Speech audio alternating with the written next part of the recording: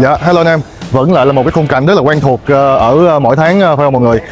Thì hôm nay tiếp tục lại một cái lô hàng mới 2026 mới nhất của Harley Davidson Việt Nam được cập bến.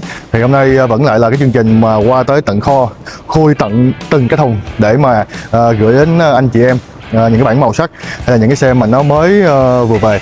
Đó, để mọi người xem cho vui với là cho nóng nha. Đó thì hôm nay sẽ có vé trao một trong những cái biểu tượng về sắc đẹp của Harley Davidson. Nhưng mà đây là cái tông màu cam nha, màu blood orange, cực kỳ nổi và bắt mắt, rất đẹp.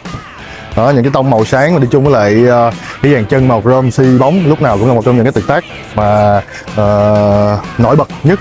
Rồi bên đây tiếp tục hôm nay